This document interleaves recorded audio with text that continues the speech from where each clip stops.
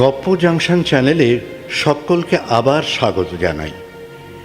রবীন্দ্রনাথ ঠাকুর রচিত আফ্রিকা কবিতাটি ১৩৪৩ বঙ্গাব্দে পত্রপুটের দ্বিতীয় সংকলনে প্রকাশিত হয়। ক্ষমতার মিথ্যে দম্ভে ইতালির হাতে ইথিওপিয়া দেশটি আক্রান্ত হয়।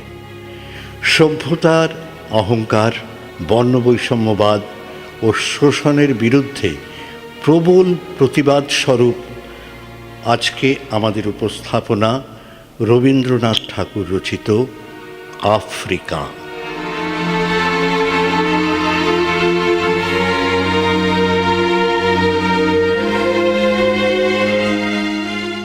উদ্ভ্রান্ত সেই আদিম যুগে স্রষ্টা যখন নিজের প্রতি অসন্তোষে নতুন সৃষ্টিকে বারবার করছিলেন বিধ্বস্ত, তার সেই অধৈর্যে ঘন ঘন মাথা নাড়ার দিনে রুদ্র সমুদ্রের বাহু প্রাচী ধরিত্রীর বুকের থেকে ছিনিয়ে নিয়ে গেল তোমাকে আফ্রিকা।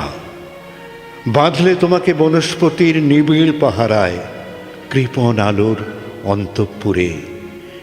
সেখানে নিভৃত অবকাশে তুমি সংগ্রহ করছিলে দুর্গমের রহস্য, চিনছিলে জল স্থল আকাশের দুর্বোধ সংকেত, প্রকৃতির দৃষ্টি অতীত জাদু।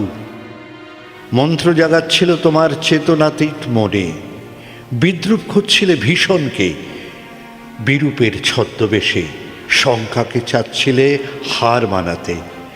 আপনাকে উগ্র করে বিভীষিকার প্রচণ্ড মহিমায় তাণ্ডবের দুন্দুভি নিনাদে।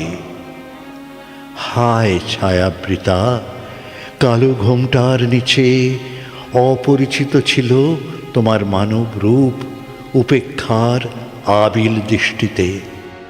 এলো ওরা হাত কড়ি নিয়ে, নখ যাদের তীক্ষ্ণ তোমার নেকড়ের চেয়ে, এলো মানুষ ধরার দল, গর্বে যারা অন্ধ তোমার সূর্যহারা অরণ্যের চেয়ে। সভ্যের বর্বর লোভ নগ্ন করল আপন নির্লজ্জ অমানুষতা। তোমার ভাষাহীন ক্রন্দনে বাষ্পাকুল অরণ্য পথে পঙ্কিল হল ধূলি তোমার রক্তে অশ্রুতে মিশে। দস্যু পায়ের কাঁটামারা জুতোর তলায় বিভৎস কাদার পিণ্ড চিরচিহ্ন দিয়ে গেল তোমার অপমানিত ইতিহাসে। সমুদ্র পারে সেই মুহূর্তেই তাদের পাড়ায় পাড়ায় মন্দিরে বাজছিল পূজার ঘণ্টা। সকালে সন্ধ্যায় দয়াময় দেবতার নামে শিশুরা খেলছিল মায়ের কোলে। কবির সঙ্গীতে বেজে উঠেছিল সুন্দরের আরাধনা। আজ যখন পশ্চিম দিগন্তে প্রদোষকালে ঝঞ্ঝা বাতাসে রুদ্ধশ্বাস, যখন গুপ্ত গহ্বর থেকে পশুরা বেরিয়ে এলো, অশুভ ধ্বনিতে ঘোষণা করল দিনের অন্তিমকাল।